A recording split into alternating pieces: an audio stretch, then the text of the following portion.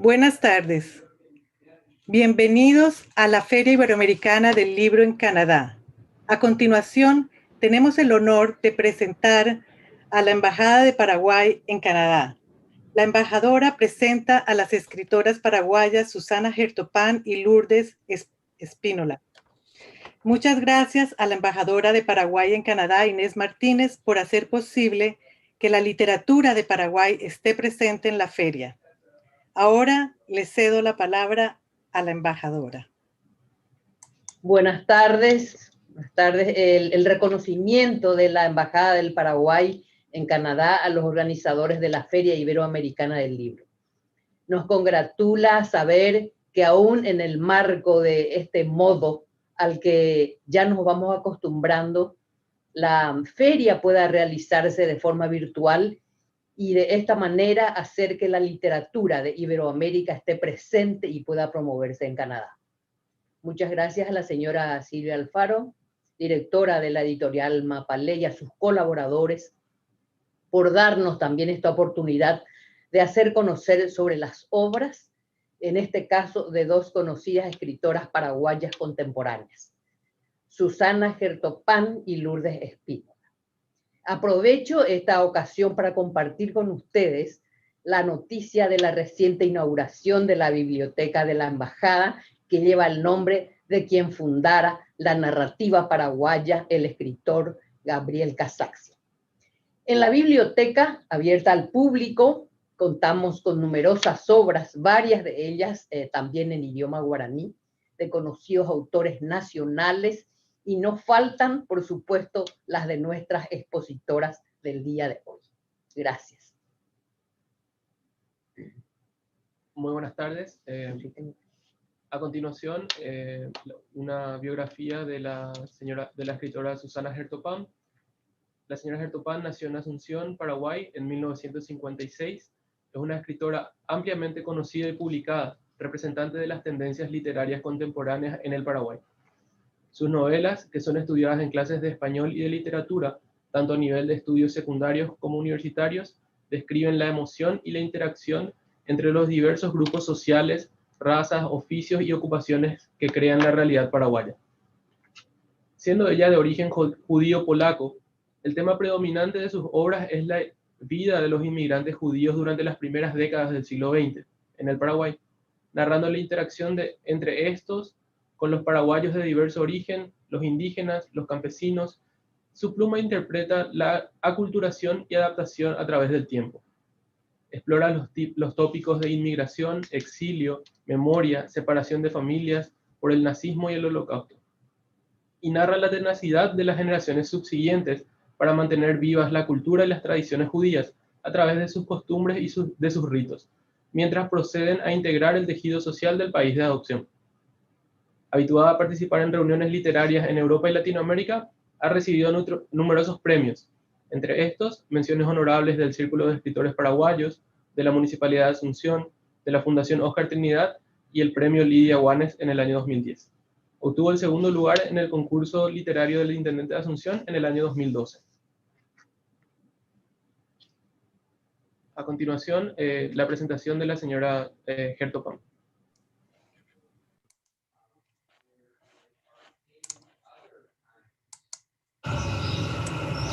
Buenas tardes. Bueno, para mí es un placer participar de esta feria, lamentablemente, o bueno, como se dan las cosas, virtual. Yo lamento mucho realmente no estar en Canadá en este momento, pero las circunstancias indican de que pueda estar de cualquier manera con ustedes, pero no presencial. Antes de que nada, quiero agradecer profundamente a nuestra representante diplomática en Canadá, la doctora Inés Martínez Balinotti, quien siempre está presente, siempre está incursionando en el arte y siempre está motivando a los artistas para que participemos de encuentros como este. Hoy, casualmente, estoy presentando una nueva novela, hoy. Así que les voy a dar la primicia. Mi nueva novela se llama La Casa de la Calle 22. Pero el protagonista hoy de de mi presentación es mi anterior novela, Todo pasó en septiembre, que yo presenté el año pasado. Esta novela tiene mucho que ver con una introspección que yo hice sobre mi propia existencia en mi adolescencia, en mi niñez, y una relación que tuve con mi abuela. No es autobiográfica, no se trata de contar hechos verídicos, es una novela, por lo tanto es ficción. Simplemente ese marco afectivo que me unió a esa abuela materna hizo de que se despertara en mí la inspiración para escribir Todo pasó en septiembre. Justamente la referencia atrás dice: estupenda anagnórisis novelística del diálogo de varias generaciones en el exilio, los abuelos venidos de Vilna, la transculturación dolorosa, la recuperación de la memoria perdida, el cosmos casi mítico recuperado a través del arte de la escritura. Todo eso se nos revelará en esta novela. Es una novela que trata sobre, como les dije, la relación de una niña con esa abuela que nunca hablaba, y que ella, a partir de ese silencio, aprendió a comunicarse también con esta mujer y con otros miembros de la familia, inclusive con su propia vida y sus relaciones posteriores. Eso hace que se creara un conflicto permanente en la comunicación de ella. Yo evoco siempre en mi literatura el exilio judío después del Holocausto y las consecuencias que tuvo en las siguientes generaciones de las personas que sobrevivieron al Holocausto. Yo vengo de esa cultura. Yo vengo de la cultura del exilio, yo vengo de la cultura del desarraigo, de la desculturación de ese sistema, digamos, de vivencia que tuvieron los judíos en esa época. Entonces, de alguna manera, mi literatura rescata esas tradiciones y los dolores. Siempre yo escribo desde la angustia. A mí me cuesta mucho escribir. Yo no encuentro placer en la escritura, pero es vital, es como beber, es como comer. Yo no concibo mi existencia sin la literatura. Como les dije, es vital, es indispensable. Pero justamente mientras yo escribía, casualmente, Todo pasó en septiembre, se me despierta la curiosidad por conocer la verdadera historia de mi abuela propia, de mi historia, de la que me inspira a escribir Todo pasó en septiembre. Y me lleva a una investigación ardua, primero en Asunción, porque yo no tenía documentos de ella. Ella nunca contó de dónde venía, ella siempre dijo que era polaca, pero no sabíamos de dónde, siempre ocultó. Y siempre me llamó mucho la atención la relación de ella con un álbum de fotos.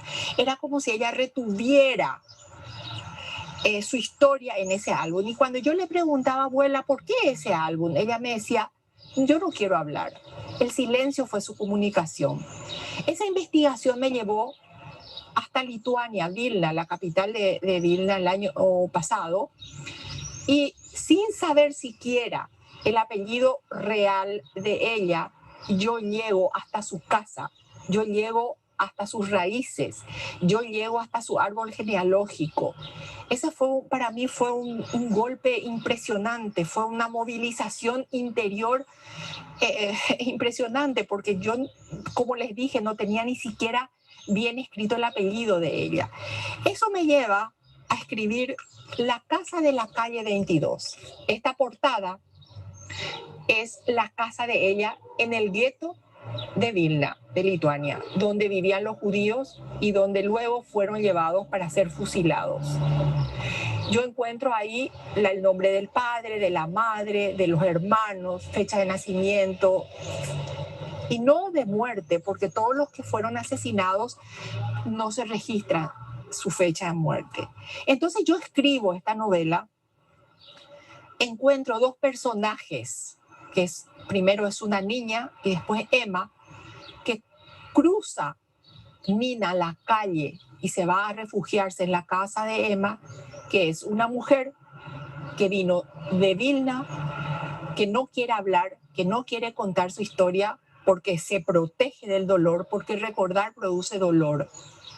Y protege al resto también para no recibir esa carga emocional tan triste. Es así que empieza una relación entre esa niña y esa mujer anciana. Cuando ella muere, deja en manos de Nina un álbum de fotos. Entonces Nina se encarga de buscar qué pasa con esas fotografías que estaban, por qué Emma le deja ese álbum de fotos. Es así que el argumento, los protagonistas, los personajes de esta historia son varios. Es Vilna, es Asunción, es Nina, que se convierte en una mujer, es Emma, que desaparece y deja solo un álbum de fotos, es el silencio, es la oscuridad, es el gueto de Vilna, es una casa en el gueto, una casa que está en la calle 22.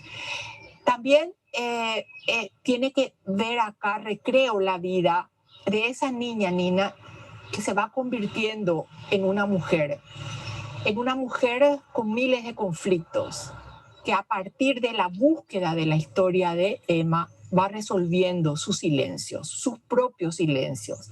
Es una novela muy intimista, es una novela muy psicoanalítica, porque la escribí en este periodo de encierro, en este periodo en el que todos nos mantenemos en silencio, resguardados.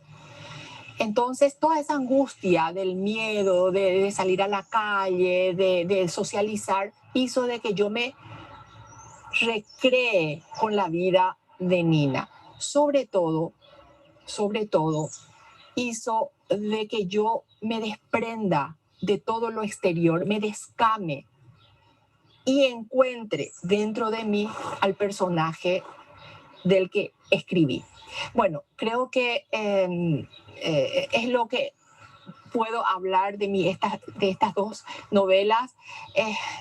Lo interesante sería que la leyeran y que ojalá pronto yo pueda estar frente a ustedes charlando presencialmente sobre lo que es mi país, sobre lo que es la literatura paraguaya, lo que es la literatura de exilio que yo escribo y otros más, porque mi literatura es de un exilio cultural, pero hay otros escritores paraguayos que hablan también del exilio político, del exilio territorial, en fin. Muchísimas gracias nuevamente para la Embajada de Paraguay, para la doctora Inés Martínez Balinotti y hasta siempre con ustedes.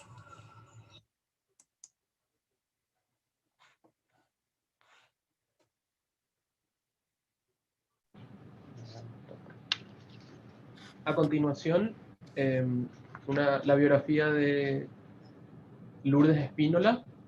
Ella es escritora, diplomática y docente. Ha obtenido 2 licenciaturas, 2 máster y 2 doctorados en áreas de literatura, odontología y relaciones internacionales en los Estados Unidos, España y Paraguay. Entre sus premios y distinciones se encuentran el Premio de Poesía Sigma Delta Pi en Estados Unidos en el año 1997, el Premio Santiago Vilas en Estados Unidos en 1997, el Premio La Puerta de los Poetas en Francia, el Premio Nacional de Poesía de Eric Campos Cervera en Paraguay, una mención de honor del Premio Nacional de Literatura de Paraguay en el año 2013, distinguida como ciudadana honoraria del estado de Texas por sus méritos literarios en el año 1978, invitada al prestigioso programa International Writers Program de la Universidad de Iowa en 1997. En el año 2005, la señora Espínola fue elegida en Francia como poeta extranjera del año por la Casa de Poetas y Escritores y condecorada caballero en el 2011 con la Orden de las Artes y Letras de la República de Francia. La obra de Lourdes Espínola ha sido traducida al francés, italiano, portugués, alemán e inglés. y es estudiada en universidades europeas y americanas. Ha publicado los siguientes libros: Visión del Arcángel en 11 puertas, Monocorde amarillo, Ser mujer y otras desventuras, bilingüe en inglés y español, Tímpano y silencio, Partidas y regresos, Tinta de mujer, edición bilingüe en español y francés, Las palabras del cuerpo, edición bilingüe en español y francés, As nupcias silenciosas, traducción al portugués, Desnuda en la palabra, tiene una antología poética por la editorial Servilibro en el año 2013, Todo poema es animal de casa, Viaje al paraíso, y Juana de Lara, prócer paraguaya, un ensayo en el año 2012. A continuación, Lourdes Espínola. Buenas tardes, muchísimas gracias.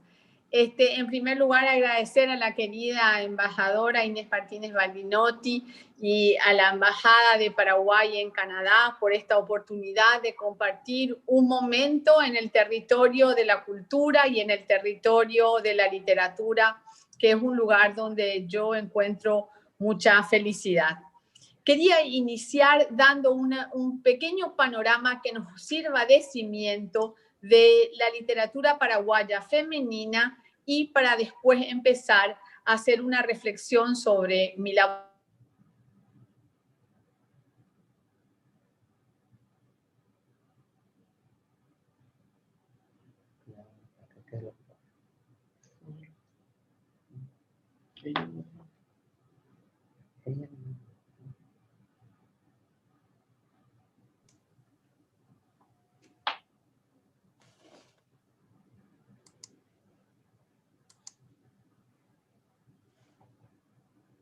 Parece que se le cayó el sistema. Si quieren, pasamos una de las poesías ahora, mientras se conecta de nuevo.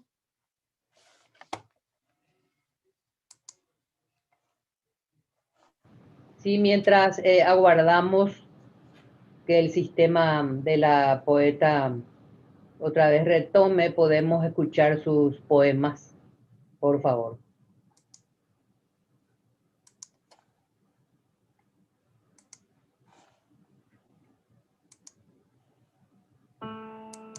Gretel y palabra. Me he llenado los bolsillos de todas las palabras. Las he vaciado para regresar. He devuelto a la tierra el fértil polvo, la memoria de papeles blancos, las sílabas. Son suturas de secretos hilos para unir el instante de la vida. Perdida en el bosque del lenguaje, sigo las palabras que como piedras brillan y me escondo en el margen del poema.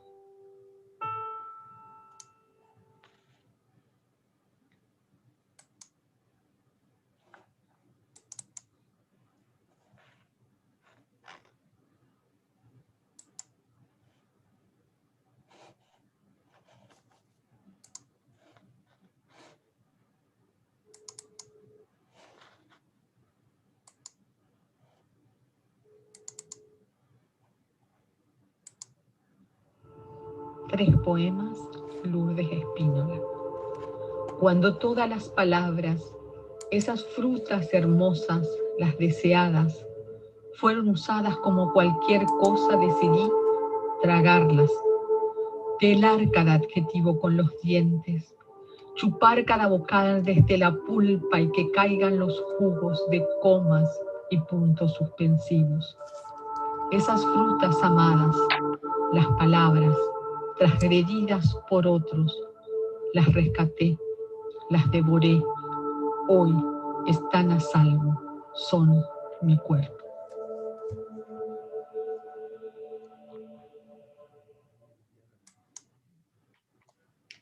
Bueno, no ha podido entrar la escritora. Vamos a continuar con otro poema.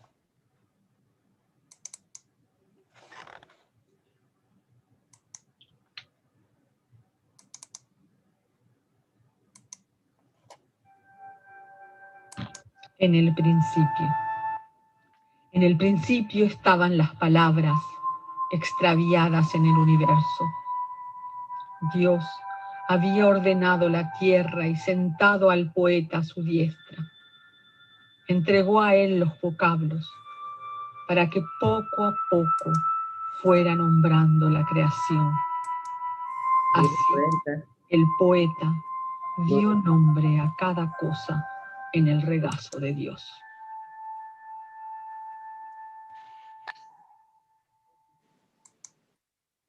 Sí, parece que tuvimos un lapsus. A veces dependemos de la red de internet y eso no es tan fácil. Les decía de que me interesaba hablar un poco de algunas escritoras fundacionales. Entre esas acciones está la fundación de EPA, Escritoras Paraguayas Asociadas, una asociación de 1997 que tiene la doble finalidad de difundir la literatura paraguaya y difundir la literatura femenina, dado de que ésta se manifestaba en antologías y en los congresos con 1/3 de representación femenina, mientras la representación masculina era mucho mayor. Entre las personas pioneras en este trabajo estuvieron Dirma Pardo de Caruati, una excelente escritora ya fallecida, Maybel Lebrón y Luisa Moreno, que posteriormente Maybel Lebrón en el 2015 obtiene el Premio Nacional de Literatura. Otra persona que hizo mucho para el fortalecimiento de la literatura de la mujer en el Paraguay fue Elsa Biesel, escritora con 40 libros publicados, que crea la Escuela de Bellas Artes Miserere y además es jefa editorial del periódico El Feminista, bueno, una temprana sufragista antes de que las mujeres obtuvieran el derecho al voto en el Paraguay. También otras escritoras como Susi Delgado, una escritora en guaraní, tiene una innovadora obra donde hace el rescate del cotidiano femenino al estilo de las feministas de la tercera ola en Estados Unidos. La escritora Maribel Barreto, novelista, se dedica al tema social, ha ganado en el 2019 el Premio Nacional de Literatura con su novela Hijo de la Revolución. También tiene otras como Entre Guerras, El Amor y Ciudad Rebelde. A mí me interesa rescatar la obra de Maribel porque ella se dedica casi exclusivamente al tema social, que es un tema poco abordado en la temática femenina, como el caso de Lourdes Talavera también, que se dedica a la narrativa de temática social. Respecto a las innovaciones estilísticas, Elsa Biesel trabaja los cánones de la música dodecafónica, tomando la misma metodología de los 12 tonos y utilizando un sistema de espejos para sus poemas que tienen el título en el medio y los versos serían 1, 2, 3, 4, 5, convirtiéndose el 5 en el primero, el 4 en el segundo, así en esta forma especular de reflejo. Entonces, quiero destacar, antes de acercarme a mi propia obra, el tema de que las mujeres en Paraguay, en todos los terrenos, y especialmente en el literario, han conquistado, son protagonistas y son líderes, y reflejo de esto es que los 3 últimos años el Premio Nacional de Literatura ha recaído en la pluma femenina con Maybel Lebrón, Susi Delgado y Maribel Barreto. Y también la acción, digamos, conjunta y corporativa del grupo de escritoras a través de EPA, esta asociación que es de 1997 y de la cual soy una de las fundadoras también. Bueno, acercándonos al campo literario, al territorio ya en la isla de la poesía, al hablar de mi labor creativa, a pesar de que el currículum que muy gentilmente Oscar leyó, donde se ve que tengo ensayos, tengo también narrativa, pero 15 de mis publicaciones son de poesía. Entonces yo me considero esencialmente poeta. Y ahí hay una cosa que tenemos que tener presente. Hablamos en prosa. Al estar en la isla de la poesía, entramos en otro código simbólico, en un cúmulo de imágenes y conceptos que requiere también otros sentidos como lo musical, el ritmo, que es también muy importante. Para mí la poesía, a pesar, como digo, que hablamos en prosa, ha sido un territorio natural, dado que mi madre era poeta, que tenía yo desde niña una biblioteca donde había poesía, y entonces estas lecturas de poesía en español y en otros idiomas fueron lo que me nutrieron desde muy jovencita. El poeta tiene un componente solitario. Generalmente lo que necesita, por lo menos yo, para la creación, es un momento de soledad. Es un momento que nace cuando hay un equilibrio, es casi un momento casi místico, es un silencio, un tiempo protegido, una cierta quietud del espíritu que es la que crea la poesía. Ni un momento de extrema alegría, ni un momento de profunda tristeza para mí es un momento fructífero para la creación poética. La creación poética necesita una equidistancia de estas emociones extremas y este clima para el flujo creativo debe ser un momento sincero en su conexión con la vida. Si bien hay vasos comunicantes entre la experiencia humana y nuestro cotidiano y la producción poética, no es que hago yo o los poetas en general hacen un autorretrato o una autobiografía y menos una narración histórica. La poesía, si bien se nutre de lo vital, tiene también un ropaje creativo que es lo que la transforma en arte.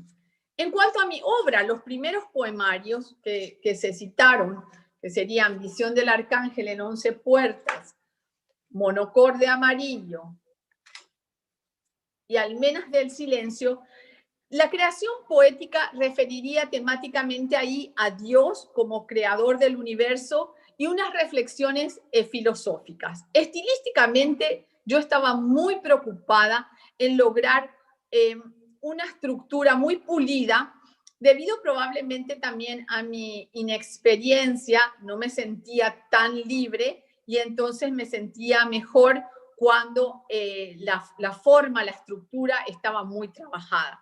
Entonces, este primer poemario tiene una forma que inspirada en la Divina Comedia de Dante Alighieri y en la parte de Campos Pisanos de Ezra Pound, la obra de Ezra Pound, en los primeros libros. Estaba, como decía, muy atenta a lo formal. El cuarto poemario para mí es muy emblemático, se llama Womanhood and Other Misfortunes. Este sale en Estados Unidos en un formato bilingüe, inglés-español, de la editorial Latitude Press. Y para mí es muy importante porque el tema de la condición femenina es una reflexión que desde ahí instalada va a continuar siempre presente en toda mi obra. La preocupación de la mujer y su situación en la sociedad patriarcal va a tomar diferentes ropajes, posteriormente se va a convertir en la escritura del cuerpo, como en los casos de Tinta de Mujer y las palabras del cuerpo, que les voy a mostrar. Antes les quiero presentar Tímpano y Silencio, que sale en Alcántara Ediciones, Partidas y Regresos, donde se inicia acá el tema de las migraciones, de los traslados y de cómo vamos dejando cosas en cada mudanza hasta quedarnos solamente con nuestro cuerpo como única maleta, el cuerpo como la caja de resonancia de nuestros recuerdos y aquella que se convierte en nuestra única casa. Como vemos en la estrategia del caracol, que consiste en cómo el caracol llevar la casa a cuesta, considerando la casa, nuestros recuerdos, nuestro bagaje personal. Bueno, la temática femenina es para mí algo muy importante porque significa una forma de rebelión, una forma de tomar posesión del territorio de la literatura para la mujer. Tinta de Mujer es un libro que aparece en Francia en un formato bilingüe, francés-español, y que para mí significó un momento muy importante porque mi traductor, Claude Cuffon, era el gran traductor literario en Francia. Digo era porque falleció recientemente. Era el albacea literario de Vargas Llosa, de García Márquez, de Gerardo Diego, de Neruda, de Nicolás Guillén, o sea, realmente, y también de Cortázar. Realmente haber sido elegida para ser traducida por Claude Cuffon significó para mí realmente un momento en que yo me sentí una escritora profesional, una escritora internacional.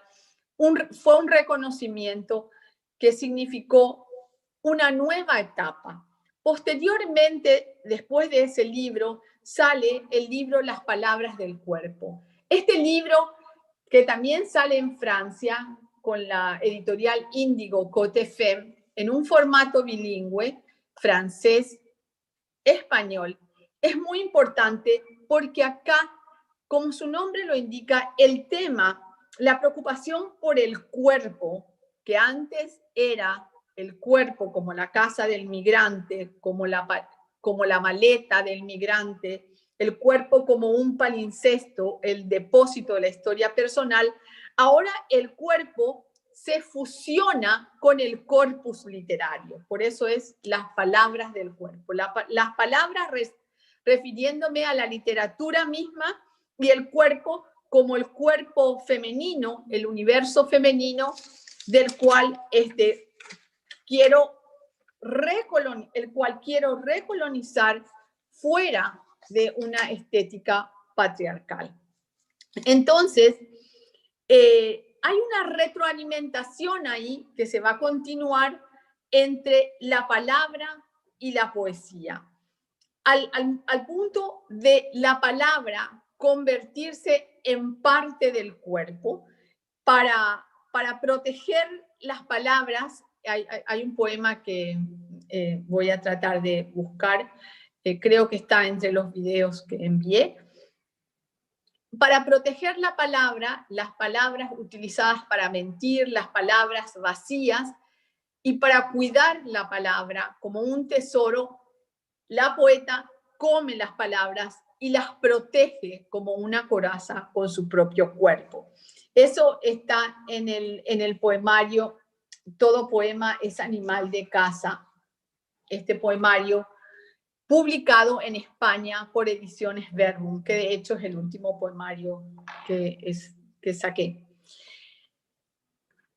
Otro libro que también está conectado con esto de la palabra fusionada con el cuerpo y la poeta fusionada con el poema es del poemario Desnuda en la Palabra por Ediciones Torremosas de Madrid. Esta es una editorial muy antigua, muy prestigiosa, que se dedica específicamente a la literatura de mujeres. Lo que siento yo es que no escribo poemarios aislados, sino que es una obra en conjunto, una obra orgánica, una obra interconectada, y los temas se insinúan en un libro y después se infiltran a otro libro de poesía o se terminan desarrollando aquello que se insinuó en otro libro. Entonces, hay una polisemia, una palabra que va adquiriendo varios significados, y también una polifonía, que es una obra que termina siendo en cierta medida coral, porque son una sola voz, pero en diferentes momentos y en diferentes tonos. La estructura formalmente son versos libres, no tienen formas fijas. Cuando yo viví en Estados Unidos 10 años y después viví, al vivir en otra lengua, me fui despojando en cierta medida de cierto barroquismo que tenía mi lengua cotidiana en español, y fui adquiriendo también otras cosas que tenían que ver con el sentido del ritmo y la cadencia de la lectura de las autoras norteamericanas e inglesas, como la lectura, por ejemplo, de Ezra Pound o de Sylvia Plath. Entonces, estas infiltraciones se notan en el ritmo y se notan en cuanto a una cierta sencillez, pero es una sencillez que tiene una elaboración muy profunda detrás. Las formas, como decía, están despojadas también de referencias temporales. Los poemas no sabemos en qué tiempo de la historia ocurren y a veces también están despojados, muchísimas veces, de referencias geográficas. Vemos que existen ciertos simbolismos como el mar y la luna y el lago, que son como referentes naturales, pero actúan como espejo. ¿Qué son? Son testigo, son reflejo de la acción de la acción del poema y del mensaje del poema. O sea que tiene una función simbólica, no solamente una función de adornar como si fuera un escenario. Bueno, como decía, para mí es muy importante también el tema de Dios. Aparece eso inicialmente en mi literatura, compartiendo la función creadora del escritor y también como una reflexión filosófica sobre la divinidad y sobre aquella energía que es la generadora del arte, del bien y de la condición humana. Les quiero leer un poema para ilustrar un poquito esto, que se llama En el principio. En el principio estaban las palabras extraviadas en el universo. Dios había ordenado la tierra y sentado al poeta a su diestra. Entregó a él los vocablos para que poco a poco fuera nombrando la creación. Así, el poeta dio nombre a cada cosa en el regazo de Dios. Entonces vemos cómo ahí hay un compartir la función creadora de Dios y el poeta que comparte con la palabra, la creación por medio de la palabra. Y entonces, eso sería un ejemplo de esa reflexión sobre la creación divina y la creación literaria.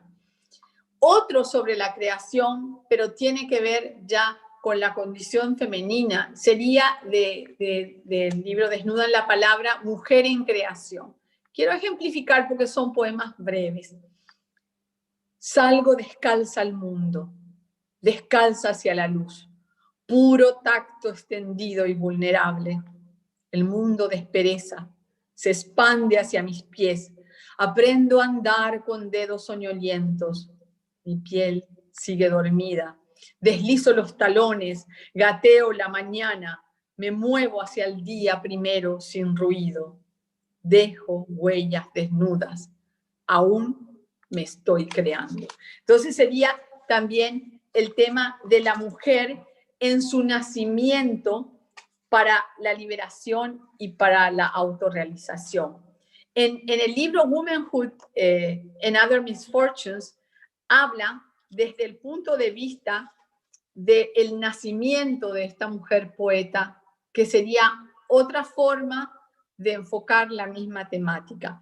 Acá ven que yo estando, este poemario se publica cuando yo vivía en Estados Unidos, y para mí era importante dos cosas. Que se sepa que la hablante era femenina, o sea, hago un esfuerzo estilístico para que eso quede fijo, y también que sea una mujer del universo hispánico. Van a ver elementos como el balcón, como los abanicos, etcétera, porque quiero incorporar eso por una cuestión de identidad en ese momento, cuando la sociedad circundante es distinta a la mía. Nacer mujer poeta. La alternativa, saltar del balcón. despedazarlo. Faldas, abanico, hilo, aguja, me desnudo y revelo. Basta de mirar la vida desde este balcón. Cárcel semicircular, tímpano sordo, sorda boca, grito y digo, del solitario oficio de escribir, manuscritos de internas visiones, espejos de mujer abriéndose, nazco rompiendo venenosos manantiales. Entonces, esto es como un parto, como poeta, como un parto también de aquella que busca su propia voz. Su propia voz en un mundo patriarcal, en un mundo también contradictorio y paradojal, que creo que se refleja en este poema que está dedicado a a la poeta uruguaya Delmira Agustini. Contradicción o ser mujer es todo uno. Arder, fingir pudor, callar, cantar, adorar el propio cuerpo, engalanarlo con trajes, potes, perfumes, artificios, todo envuelto en la pretendida modestia. Y estar con la mirada exacta, la mirada virginal de ojos sonrientes, pero anhelando la larga caricia que desate el deseo expertamente reprimido. Sabemos cómo falleció esta poeta, que fue la gran poetisa erótica de Uruguay. En Paraguay tuvimos también a Dora Gómez Bueno de Acuña, una poeta con estilo modernista, muy temprana, que hizo literatura erótica para ser una poeta de avanzada en la literatura femenina de Paraguay. No sé cómo estoy de tiempo, le podría leer un poema más y después creo que cerrar y abrir un poco un tiempo si quieren algunas preguntas. Hay algunas preguntas, entonces quisiéramos leerle las preguntas. Perfecto. Sí.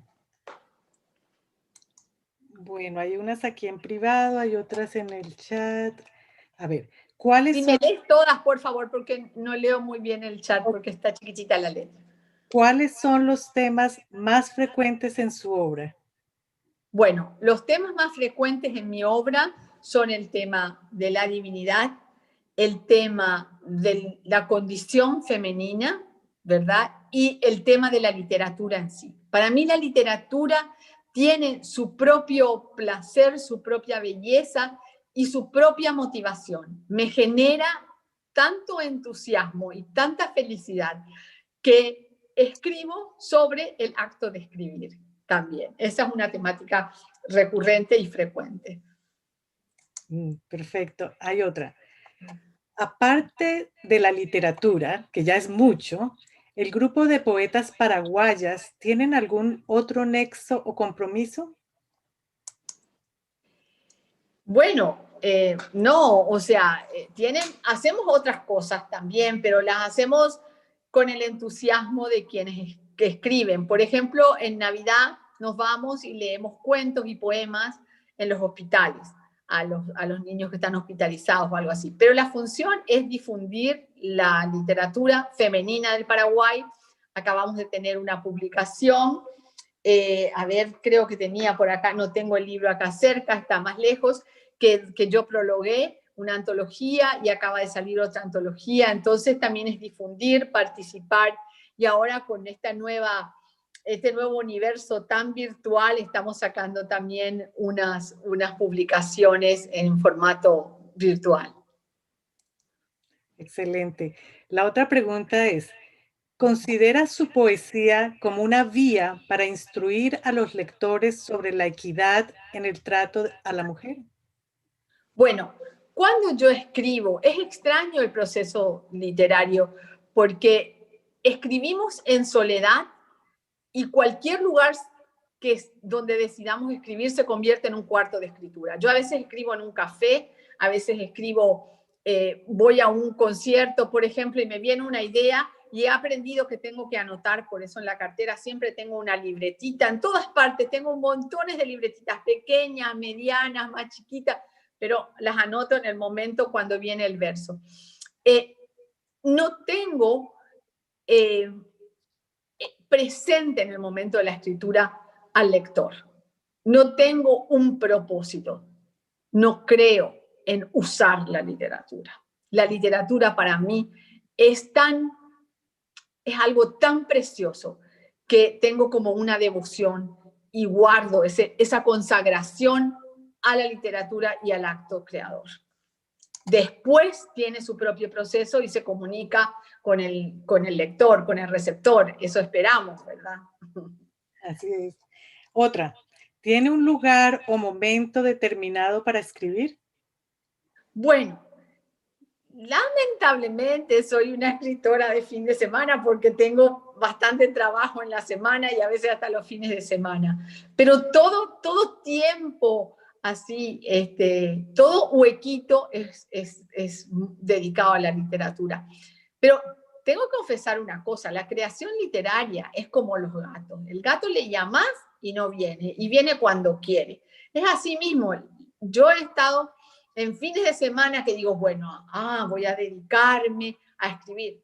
Pues me dedico a corregir, pero la inspiración de repente no viene y no tengo un poema al finalizar ese periodo. O sea que realmente es cuando venga la inspiración, entonces ahí me pongo al servicio de la literatura. Sí, y creo que está en un comentario de Ramón Sepúlveda. Agradezco a Lourdes que haya ilustrado el contexto de su audaz poesía. Cierto es que su obra es muy lúcida. Gracias, gracias. Bueno, parece que te estás uniendo a José Emilio Pacheco, que en el prólogo de Desnuda en la Palabra habla de eso, de audaz. Dice, en la poesía hispanoamericana de este siglo no encuentro ninguna obra tan audaz como la de Lourdes Espínola. Se afirma como una presencia indispensable en la lírica paraguaya y en la del continente. Quien la lea nunca podrá olvidarse de ella. Generosamente el gran poeta José Emilio Pacheco, que ya no está entre nosotros. Sí. Y ahora sí veo una última pregunta que dice, ¿el poeta entonces es el emisario de Dios? ¿Siempre? Oh, eso sería magnífico, pero no me atrevería a decir eso. Me atrevería a decir que realmente hay una conexión, o sea, que tenemos un privilegio los poetas, que tenemos un privilegio del don de crear por la palabra. Acordémonos que en la Biblia y también en los poemas fundacionales de los guaraníes, hablan de la creación por la palabra, que en el principio estaba la palabra y la palabra era la energía creadora. Y nosotros, los escritores en general y los poetas en particular, creamos de la nada con la palabra. Entonces hay una conexión, pero yo no diría tanto, no sería vanidad, ya creo. Muchísimas gracias. Le cedo la palabra a la embajadora. Gracias a ustedes y gracias a la embajadora por la invitación. Sí, solo reiterar nuestros agradecimientos a los organizadores, a Silvia, realmente brillante la organización, y hasta la próxima feria. Muchas gracias también a las escritoras, gracias Lourdes, hasta la próxima. Gracias, gracias Oscar. Muchas gracias.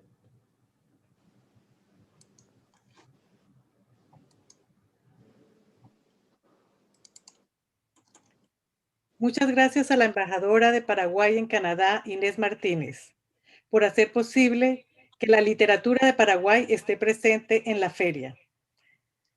Y ahora los invito al siguiente evento, que es a las 4 de la tarde, con Mirta Casañas y José del Pozo, quienes van a presentar sus libros que han sido publicados por la editorial Mapalé, Crónica de un desencanto de Mirta Casañas y El viaje interminable de José del Pozo.